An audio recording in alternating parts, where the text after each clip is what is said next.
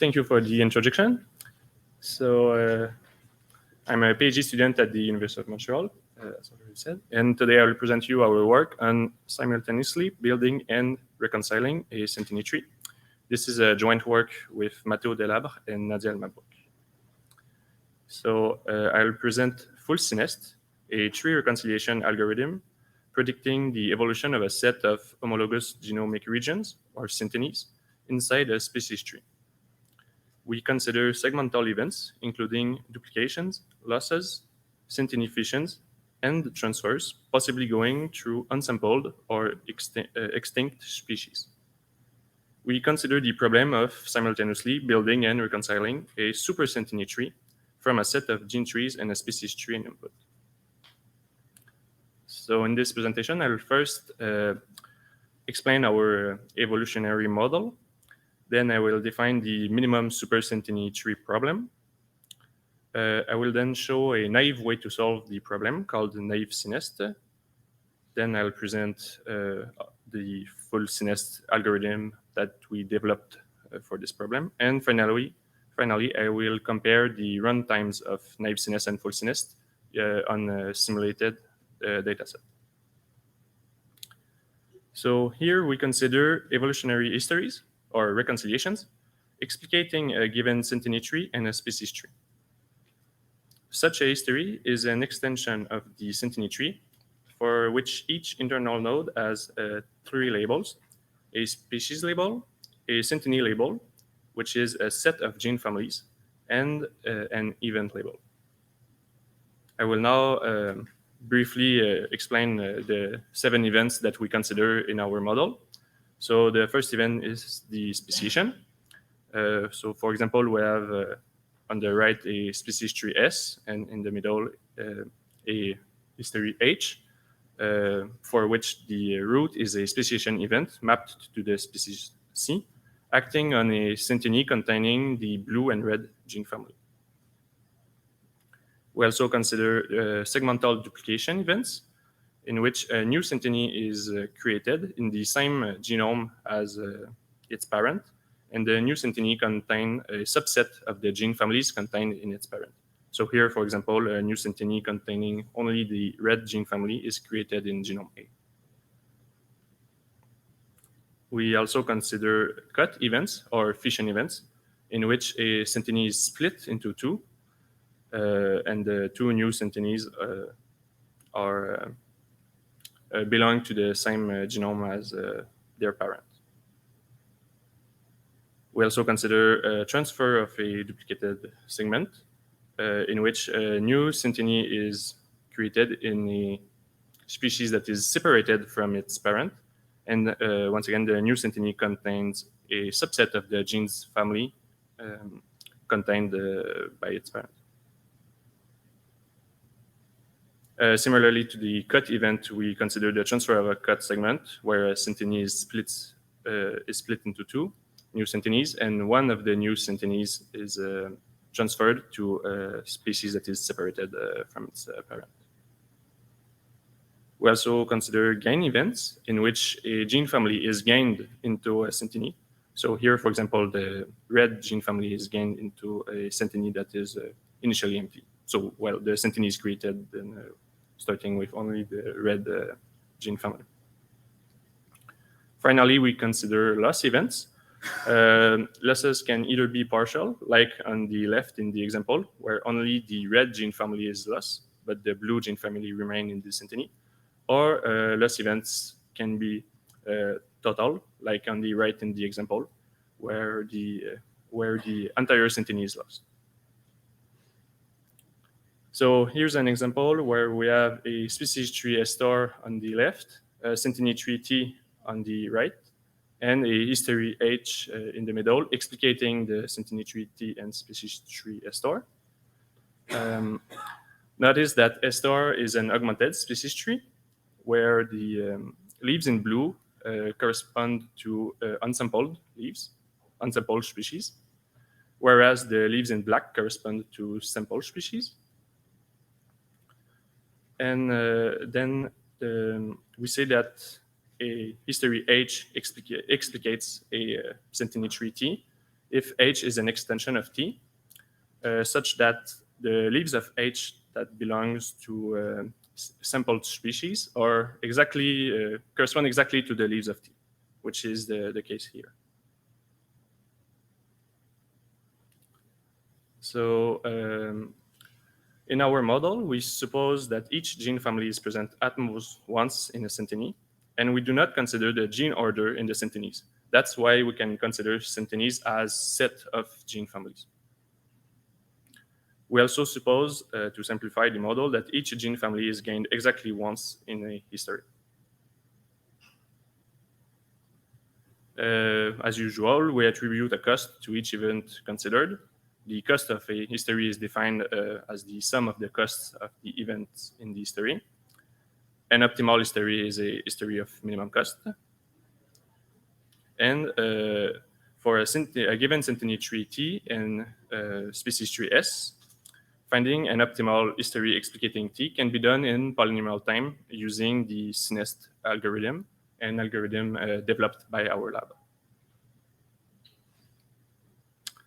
I can now define the minimum supersynteny tree problem that we want to solve. So in input, we have a species tree S, a set X of synthenies, a set G of consistent gene trees, and a cost vector for our events. And in output, we want to infer a history of minimum cost among all possible histories, explicating a supersynteny tree of G. The motivation for this problem is that we want to be able to infer a evolutionary history for the synthenies directly from the gene trees without having to know the synteny tree beforehand. Here, what I want to say, what I mean by consistent gene trees is a set of gene trees for which there exists a supertree, meaning a tree on the union of all the leaves in the gene trees that displays all the gene trees.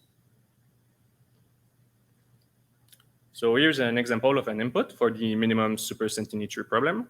On the left, we have a species tree and with a set of synthenies belonging to the species A, B, and C.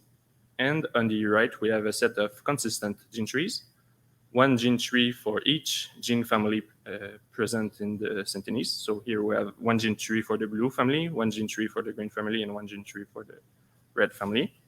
And in the gene trees, the leaves are labeled by the synteny to which the corresponding genes belong.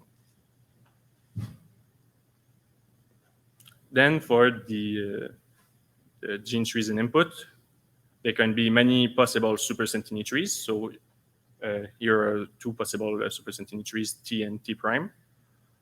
As said previously, both of these trees are on the union of the leaves of the gene trees in input, and they both displays all the gene trees in input. And then we want to infer one history of minimum cost explicating one of the supersynteny trees possible. So here's, for example, the history I showed earlier for the supersynteny tree T. This problem is NPR'd, even if we only consider the DL distance. So even without the cut and transfer events, the problem remains NPR'd.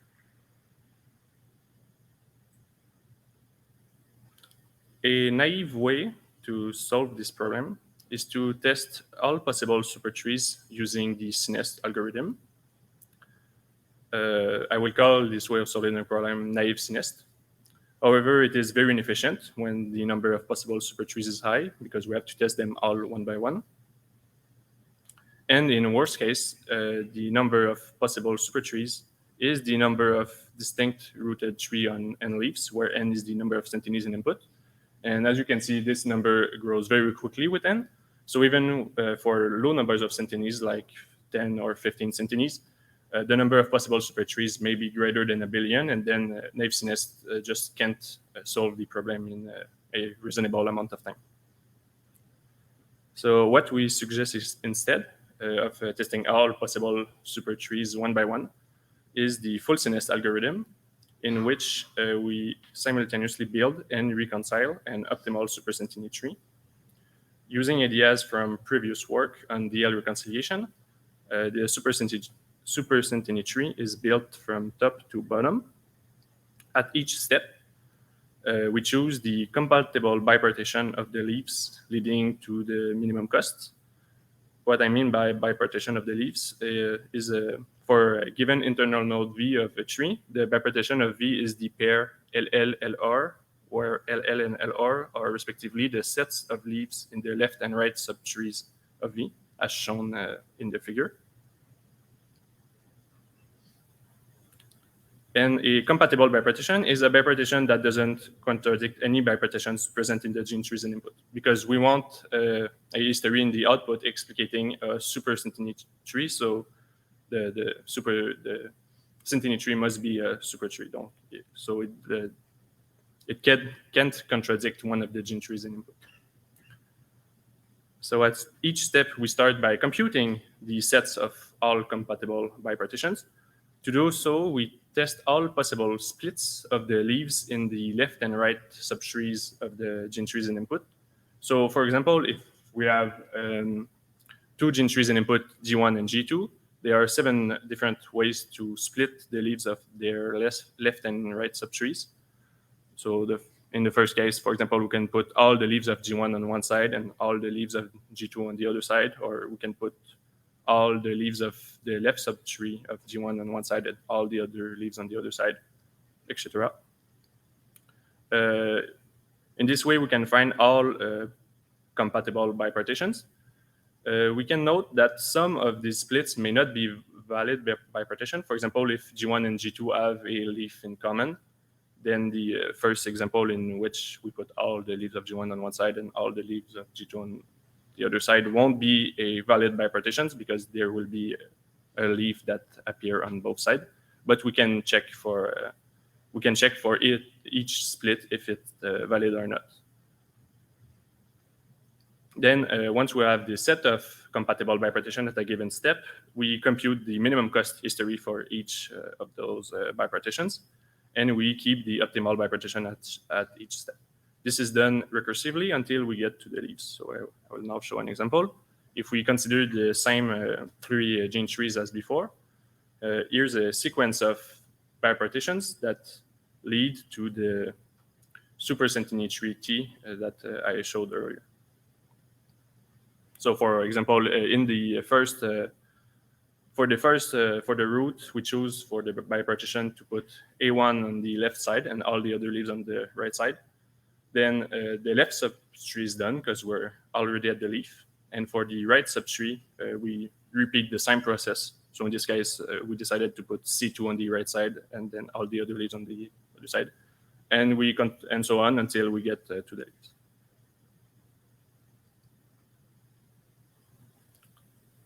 So this figure shows how we can compute the cost of a history explicating the super Synteny tree T at a given step of the algorithm. So on the left, we have the super Synteny tree that we're building. So we're currently building the internal node V with bipartition LL and LR. And on the right, we have a history explicating this super Synteny tree. And I won't go into the details, but we can compute the cost of the history by summing the cost of the event at V plus the cost of the path from VL prime to VL in the history. What I mean by path from VL prime to VL is the partial reconciliation from VL, the partial history from VL prime to VL, plus we add the cost of the path from VR prime to VR, plus the cost of the sub-history rooted at VL, plus the cost of the sub-history rooted at VR. So for the cost of the sub-histories, we compute those by calling the algorithm recursively.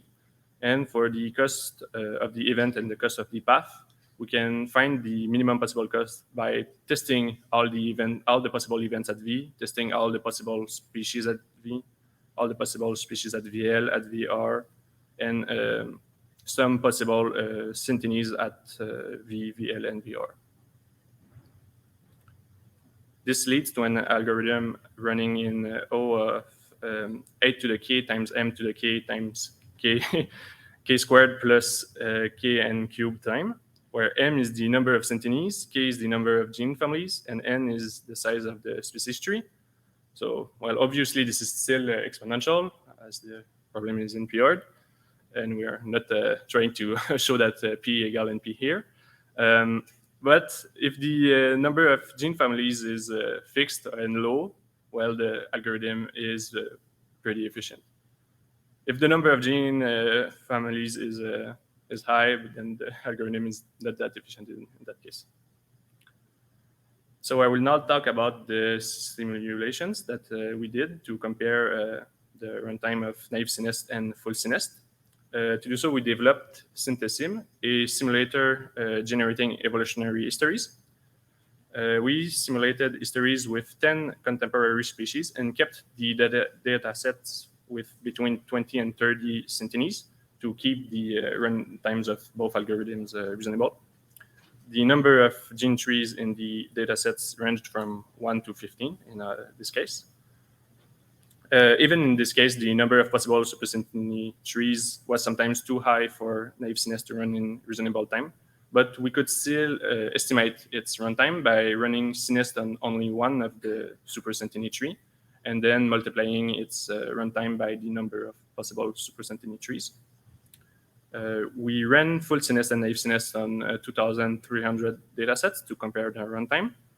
And we already knew that if the number of possible supersynteny trees is very high, then naive CNEST would be slower than full CNEST. So, but we wanted to verify if this is the case when the number of possible supersynteny trees is low. So we plotted the average runtime of naive CNEST and full CNEST by the number of possible supersynteny trees. And we did so for numbers lower than 250. And we can see that even for low numbers of possible supersynteny trees, in average, naive CNEST is always slower than full CNEST. In conclusion, we developed full CNEST, an algorithm solving the minimum supersynteny tree problem by simultaneously building and reconciling a supersynteny tree. Full CNEST is way faster than naive CNEST for simulated datasets, even when the number of possible supersynteny trees is low. And for future works, we want to consider the case where the gene trees in input are not consistent, which is very likely to be the case if using real biological data. And we also want to consider adding new events to our model, such as tandem duplications that duplicate genes inside a synteny. And we also want to consider synteny fusions. Thank you for your attention. So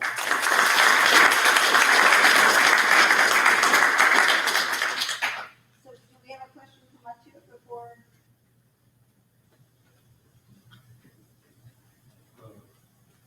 Short question.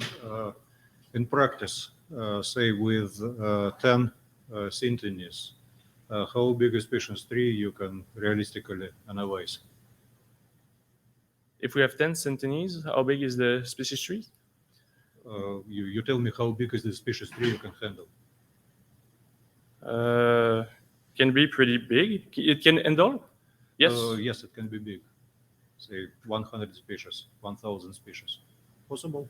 But we would need at least one synteny per species Yes. for it to make sense. Oh. So Okay. So if we have a species without synteny, we don't. So the number of syntenes should be at least larger than species. Yes. Okay. Yes. Yeah. Then it's a big limitation. Okay. Thank you. So let's get the slides for the next talk set up, but you can have one more question while we're doing it. Thank you for wonderful talk. So you applied this problem like the astral algorithm. Sorry, I didn't catch your question. So did you compare the astral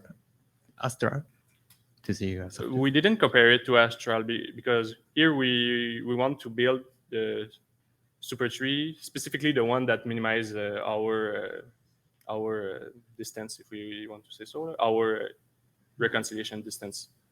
So we didn't compare it to Astral. Yeah, thank you. You could look to see if Austral actually succeeds in minimizing those things. Yes, we could look to what Astral would shortly. But here, the gene trees in input are consistent. So we know that super trees exist. Mhm. We just don't know which one to choose.